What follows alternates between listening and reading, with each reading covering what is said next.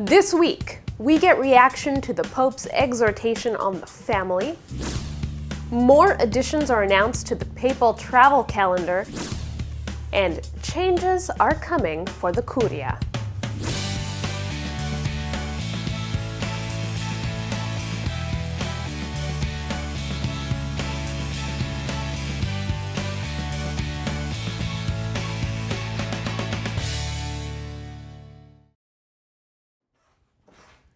Hello and welcome to another edition of Vatican Connection. Let's take a look at what's been happening this week. The Pope's travel schedule was looking really empty for 2016, but that is changing fast. The Vatican announced 2 trips the Holy Father will take. First, he will visit Armenia this June from the 24th to the 26th.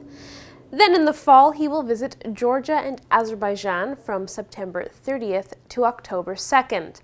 Of course, in between, he will be in Poland for World Youth Day. Now, the Vatican had to announce both trips, Armenia and Azerbaijan, at the same time for diplomatic reasons. Armenia and Azerbaijan are in conflict over the Nagorno-Karabakh region. Now, here's what we do know so far about the trip to Armenia. The Pope will be accompanied everywhere by Karakin II, the Catholicos of all Armenians, and he will actually stay with the Catholicos in Armenia. On June 25th, the Pope will celebrate Mass in Gyumri because that is where the largest Catholic community is located. But before any of those trips happen, Pope Francis is going to the Greek island of Lesbos, where refugees are currently being held in camps as they await deportation to Turkey. Catholic News Service has more on the importance of this weekend's trip.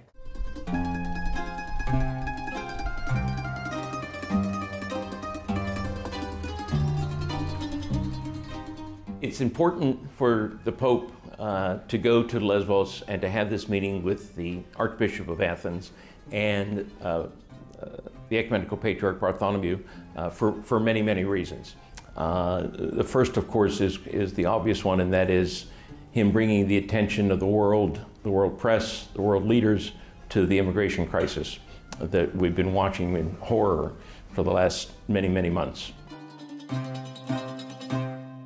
Different from when St. John Paul went to Greece, in this case, the Ecumenical Patriarch, the spiritual leader of the Orthodox Church worldwide, is also coming to welcome and greet the Pope. It has, I think, therefore, a long-term ecumenical dimension. And that is, this is an excellent example of how the Catholic Church and the Orthodox Church can work together for the social good of the world. Any step like this that religious leaders can do together breaks down walls. And you must say that Bartholomew is very courageous in doing this because he's going to be with the Pope. There will be a certain reaction from certain quarters in Orthodoxy against this. There's already friendship with Bartholomew, but to meet in a pastoral mode is also important for a certain dialogue within Orthodoxy, because there are major voices in Orthodoxy that want to step out pastorally to the world, be more engaged with everything that's happening in the hearts and minds of people in the modern world. And this Pope is very characterized by that. Step out into areas of ecology, the issues of refugees and migration, washing the feet of poor people, being pastorally very present to people, leaving the Vatican and going to where suffering people are, is an inviting challenge for a major part of Orthodoxy. Now, Pope Francis will arrive in Greece just after 10 a.m. Saturday morning. He will meet privately with the Prime Minister and then travel 16 kilometers to the Moira refugee camp, along with Ecumenical Patriarch Bartholomew and Archbishop Hieronymus of Athens and all Greece. Now, they will be in the refugee camp together for more than 2 hours, and during that time, they will each give a speech, meet with some of the refugees, and have lunch with some of the refugees living in the camp. They will also visit the headquarters of the Greek Coast Guard, where they will remember and pray for the migrants who died trying to reach Greece. Before leaving for Rome, the Pope will meet privately with the Archbishop of Greece, the Ecumenical Patriarch, and again with the Prime Minister. And of course, Salt and Light will have coverage of that trip for you. Now, another meeting of the Council of Cardinals took place this week. The Pope and 8 of his 9 cardinal advisors met from Monday until Wednesday afternoon. They did a final review of the documents to create 2 new dicasteries, the one for family and laity and the other for justice, peace, and migrants. The council also discussed the role of a bishop and the profile any new bishop should fit. On top of that, they discussed what kind of information the Congregation for Bishops should ask about when they send out questionnaires about a potential candidate. They also reflected on the role of papal nuncios. Now, the cardinals and the Pope also started looking at how each dicastery and congregation fits together, and this was treated as a sort of outline for the new constitution of the Curia.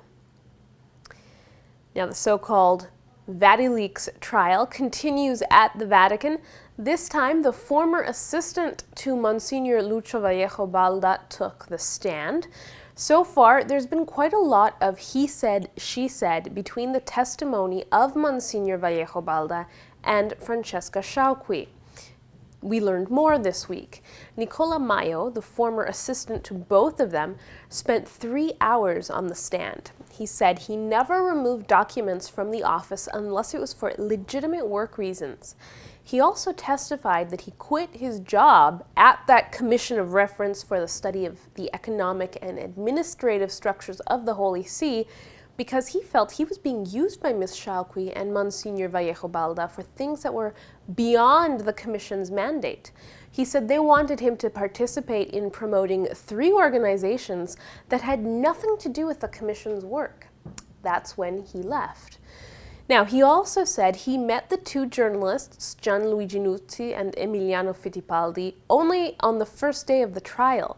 But he did attend a lunch with Sciauqui and Vallejo Balda and Luigi Bisignani, during which the topic of Italy's Secret Service came up. Now, to put this into context, Bisignani is a former journalist who was actually responsible for uncovering a Masonic lodge made up of powerful members of Italian politicians and business leaders. He is considered one of the most powerful men in Italy. Meanwhile, Gianluigi Nuzzi testified that he came to believe that Sciauqui was prone to, quote, creating a big mess, and believed that she was unreliable. Now, turning to the Holy Land, the King of Jordan, Abdullah II, is going to finance the restoration of the Holy Sepulchre.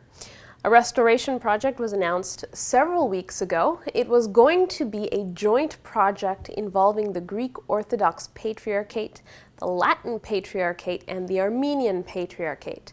But this week, the King's press service announced he is making a royal benefaction to pay for the restoration of the tomb and has informed the Orthodox Patriarch of Jerusalem. Now, a study was already done by the National Technical University of Athens, so there is a detailed plan of what needs to be done. The work is expected to last 8 months and should end in early 2017.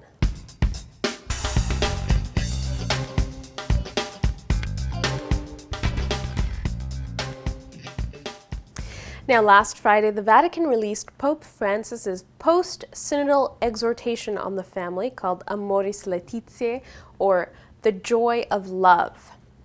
And Catholic News Service this week brings us a look at that document and some reaction to it.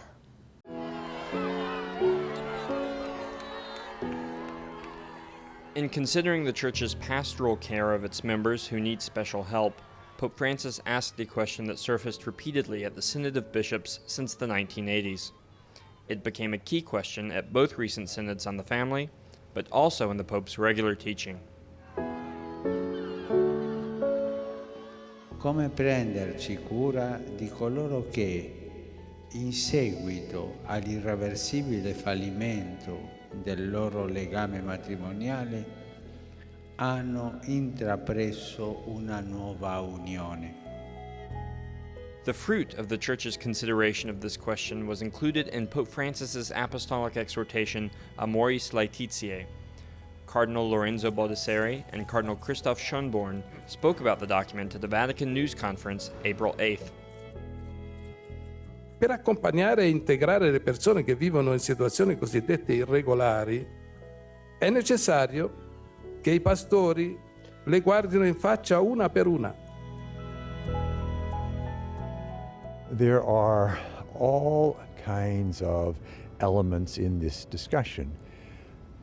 The truth, the teaching, then the personal situation, then you come to culpability. And isn't the judgment of conscience on your state of soul a question of culpability?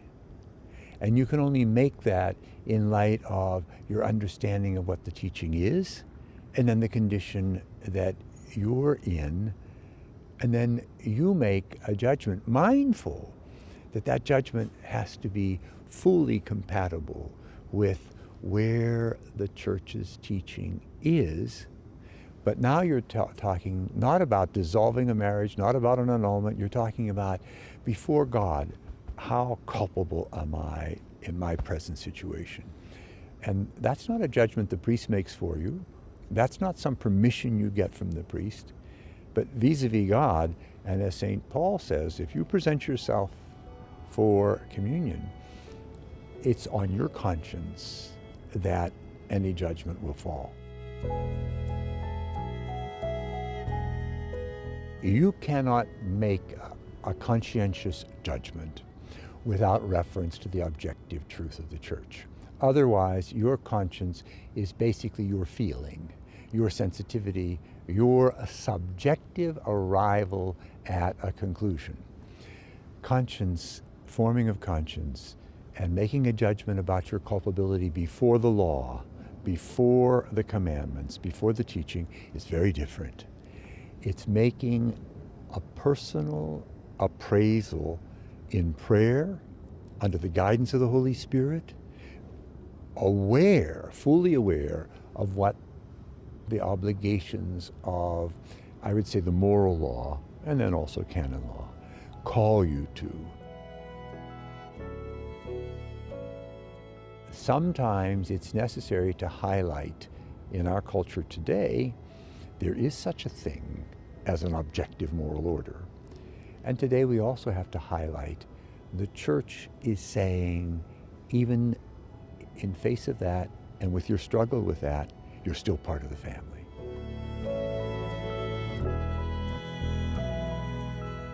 Non si dovesse aspettare dal Sinodo o da questa esortazione una nuova normativa generale di tipo canonica applicabile a tutti i casi. Molti si aspettavano in effetti una tale norma. Resteranno delusi.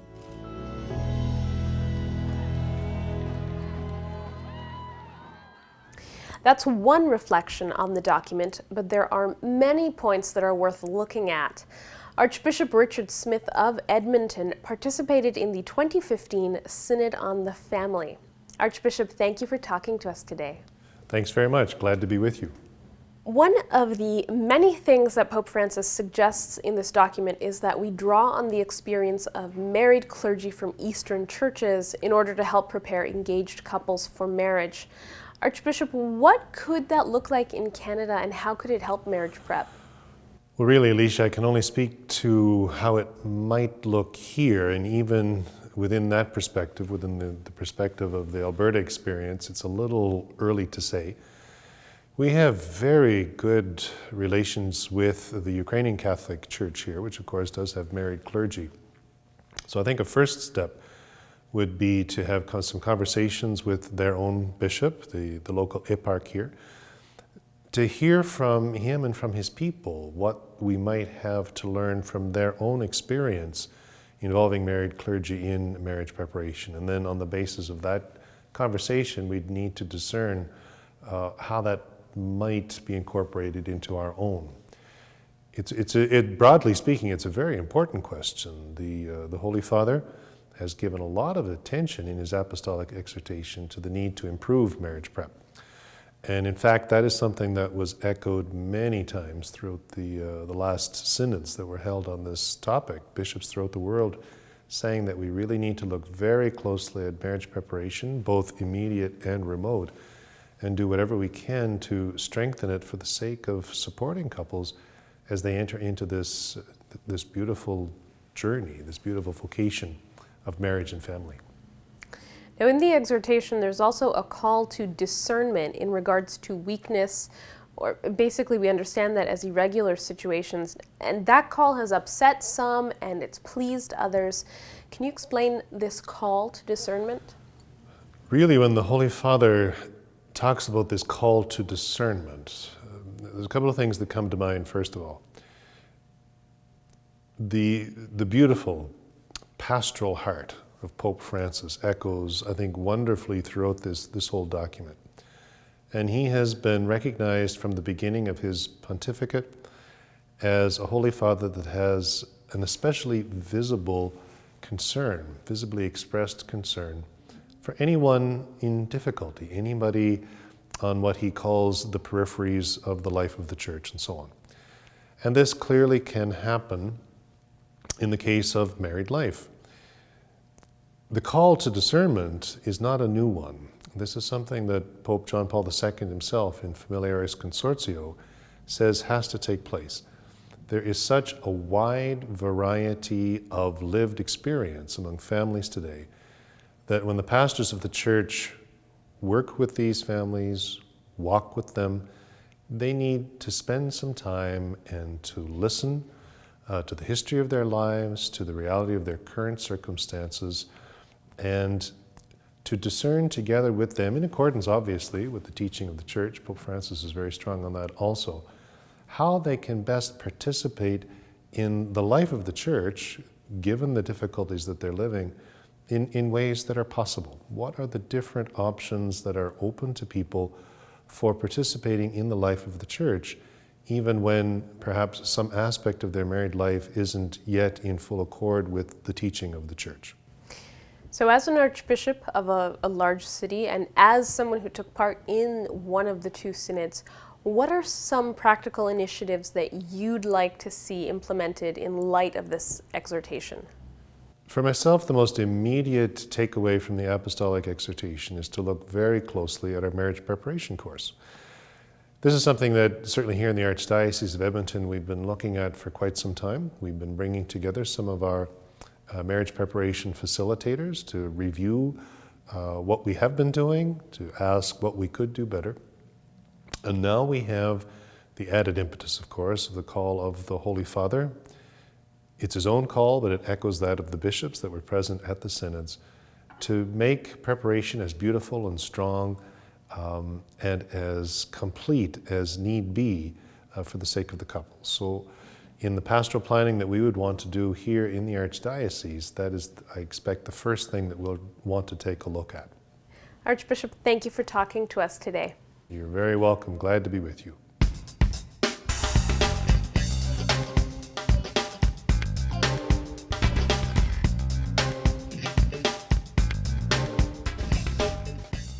Let's take a look now at the Pope's schedule this week. On Monday, the Council of Cardinals convened at the Vatican. Pope Francis took part in all of the meetings except for Wednesday morning, and thanks to his new Instagram account, we got a sneak peek at those meetings. Wednesday morning was the general audience, and Pope Francis left his Council of Cardinals to continue with their work while he met with the faithful. Catholic News Service has details.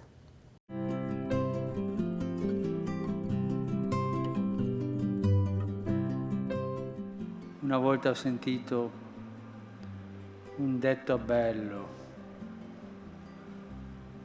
non c'è santo senza passato e non c'è peccatore senza futuro. È bello questo. La Chiesa non è una comunità di perfetti, ma di discepoli in cammino che seguono il Signore perché si riconoscono peccatori e bisognosi del suo perdono. Gesù non aveva paura di dialogare con i peccatori, i pubblicani, le prostitute. No, lui non aveva paura, amava tutti. La sua parola penetra in noi e come un bisturi opera in profondità per liberarci dal male che si annida nella nostra vita.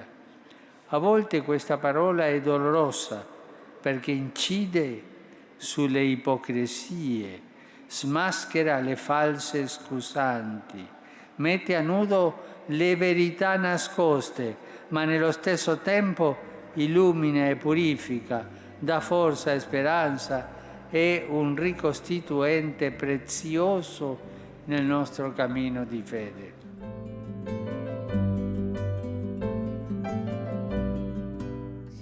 On Saturday, Pope Francis will visit the Greek island of Lesbos to meet with the refugees being held there. And on Sunday, he will ordain new priests during a Mass at St. Peter's Basilica.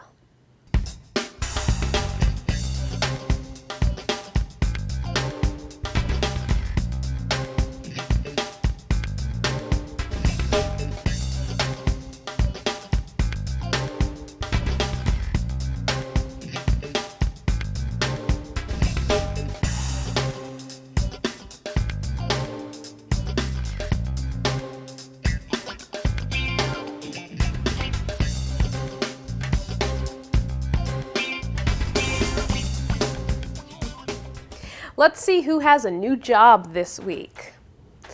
Pope Francis has appointed Father Scott McCraig the new bishop for Canada's military ordinariate. Bishop-elect McCraig is originally from Kamloops, British Columbia.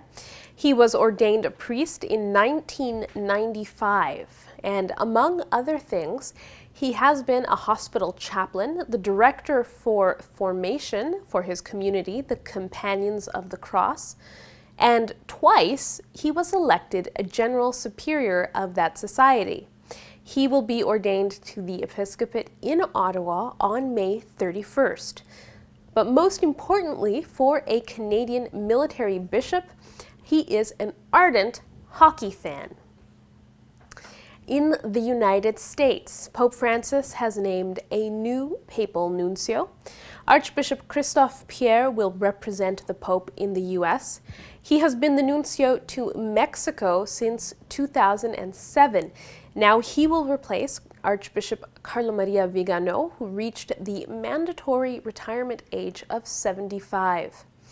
Archbishop Pierre is originally from Rennes, France. He was ordained a priest in 1970 and served as a parochial vicar in the Diocese of Nanterre before entering the Vatican's Ecclesiastical Academy in order to be trained for the diplomatic service. Since then, he has served in New Zealand, Mozambique, and Zimbabwe, and he was made a nuncio in 1995 and represented the Pope in Haiti, Uganda, and finally in Mexico.